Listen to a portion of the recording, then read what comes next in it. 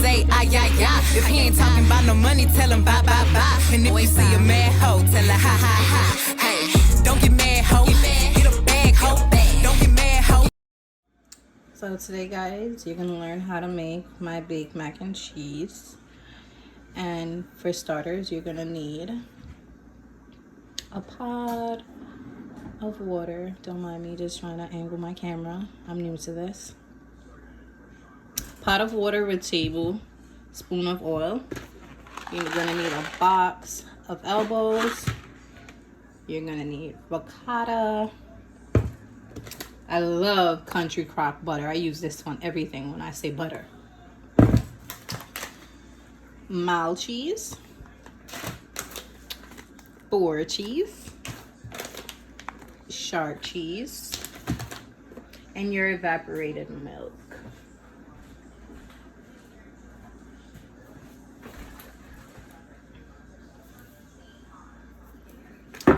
So, we are going to open the box of elbows. We're going to pour that bad boy. We're just going to do a box today, guys. So we're going to sit this on the stove and let this boil for 20 minutes, and then we'll come right back. So after about 30 minutes, 25 to 30 minutes after your noodles are done cooking, you want to strain it while you have cold water running to sort of stop the cooking process on the noodles.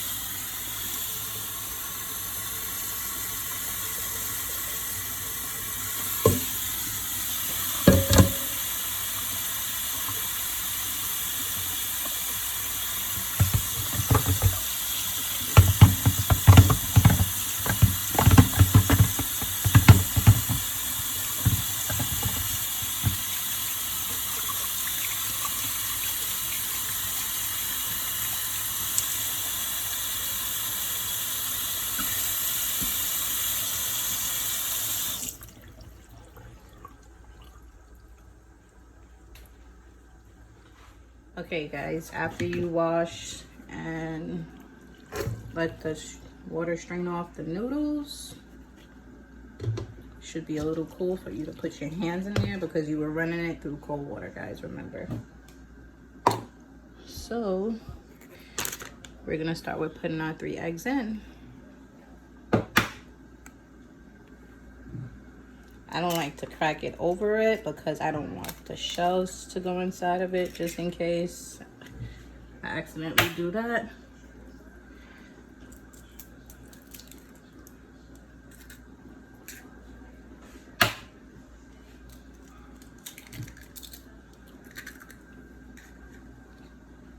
So I'm going to pour my eggs over.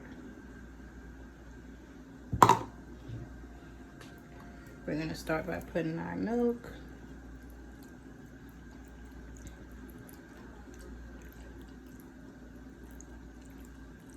I like to use about half or like three, yeah. About a half or 30% of the can. I don't like my mac and cheese to be dry and not moist. The milk gives it moistness.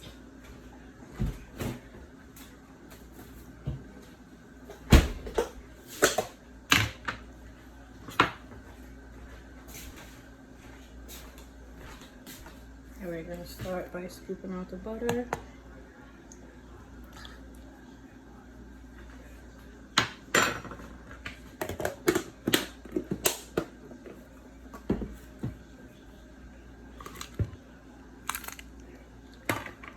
Start with the ricotta cheese.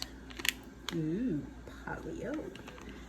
For me, you don't have to use a scoop or anything like that because if you feel the container, it's kind of like squishy. For me, I like to use half. So I literally pinch it for halfway. and then I squish what I want out.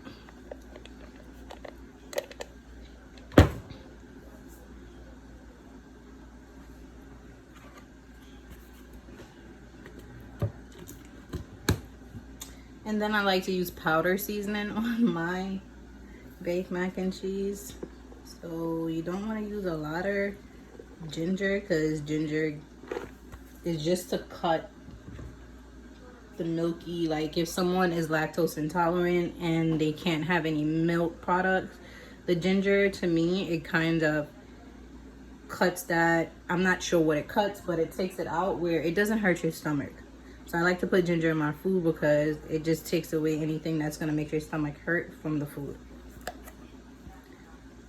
I like to put a little black pepper.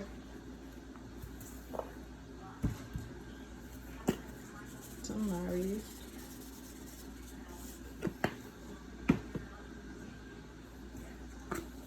Some garlic powder.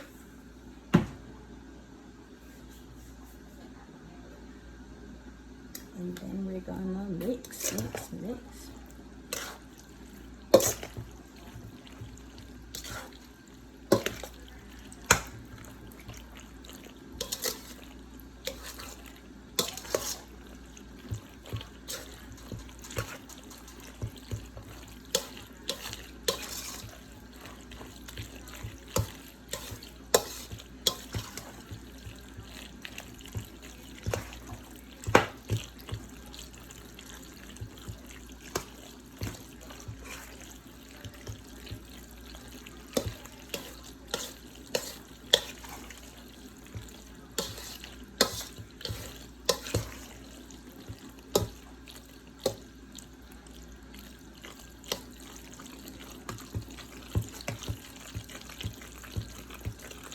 So this is just the ricotta, the butter, your seasonings to give it a little taste, your milk, and then you want to add your cheese last. Your shredded cheese.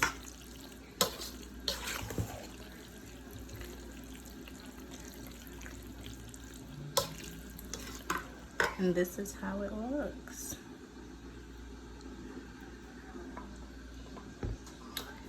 So, I like to use half a bag of all the cheese.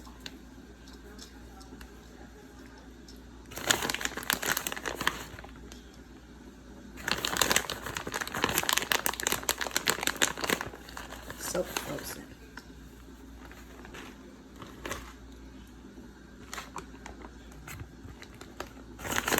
Mash up.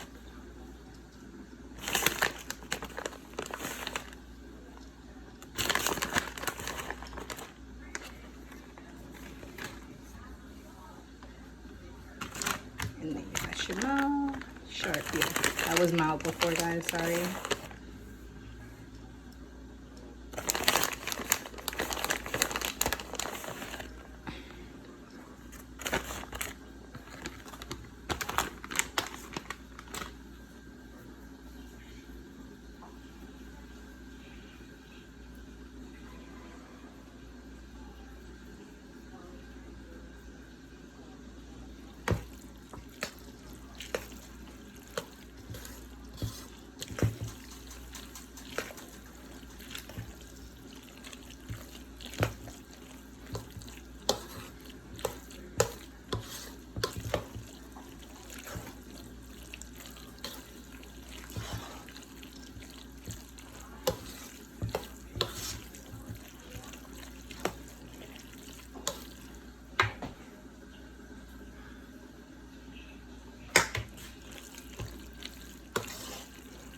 So you just want to mix it around until you just keep mixing until you're ready to put in. All right, guys, so after you do your mixture, I'm gonna pour it into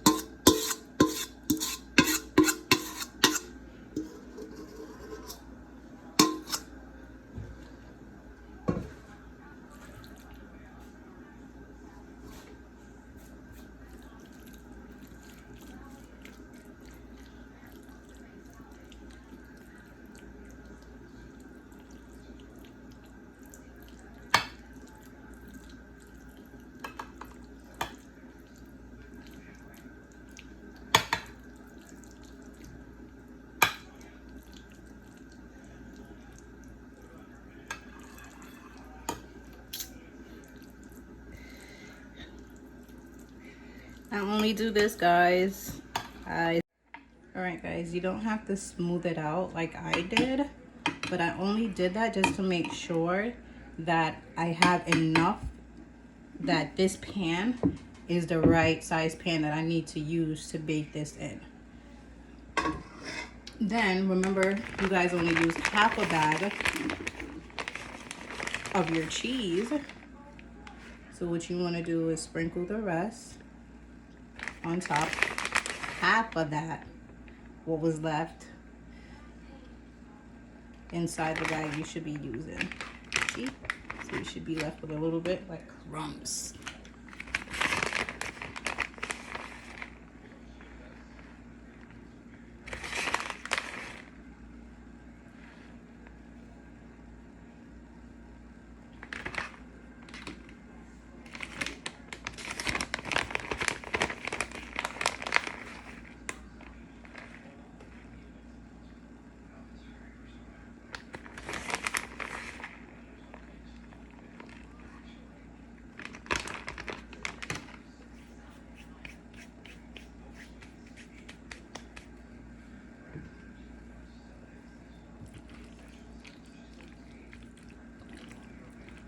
You're not gonna mix, but you're just gonna like flip. Use your spoon to like flip those areas. Flip the cheese on the inside.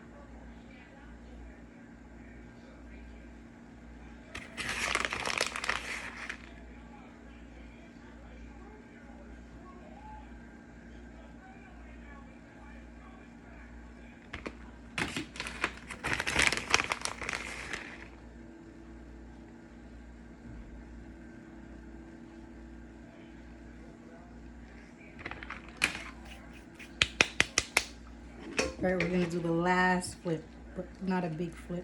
I don't like to layer my top like this with the cheese, because it's just like when it's cooked, it just has like that thick layer of just cheese. Like, ew. So I like to just flip it over, mix it the top with just the cheese.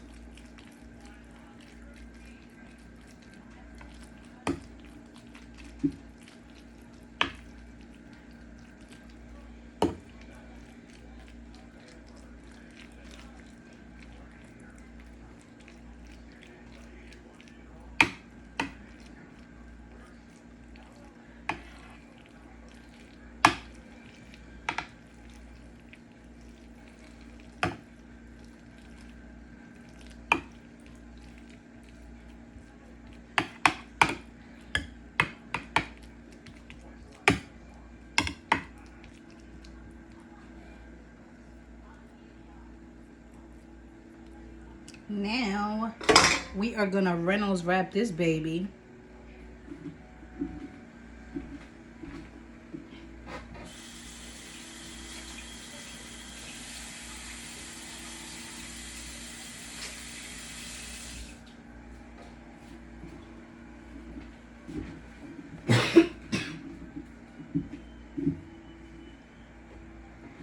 I like to do one.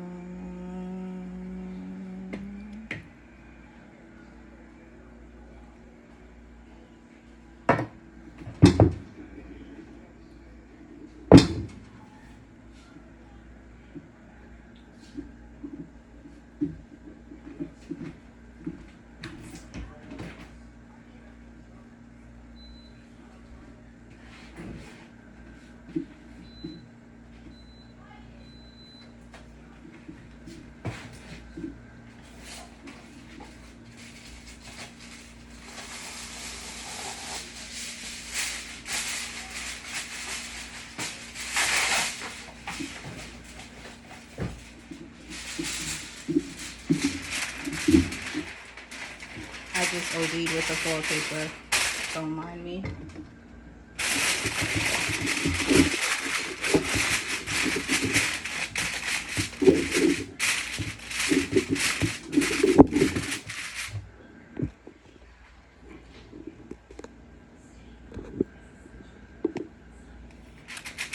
And you just want to preheat your oven at 350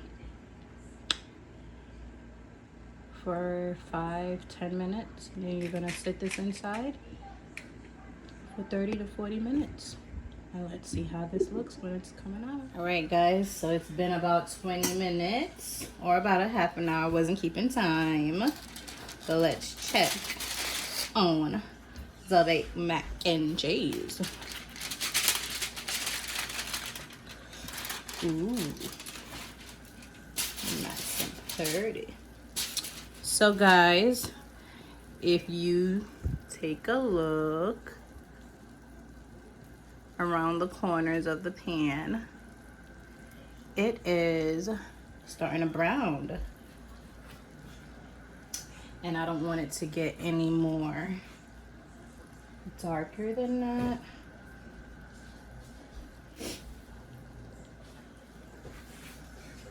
You recording?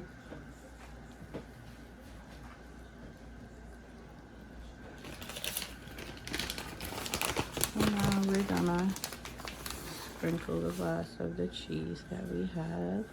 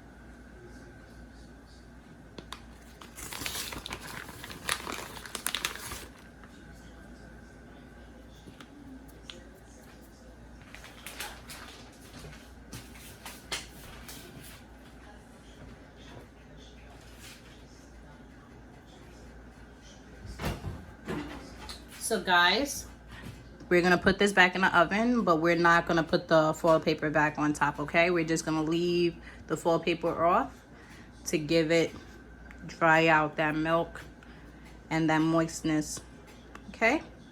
For a couple of minutes. All right, guys, so this is the finishing touches of the baked mac and cheese.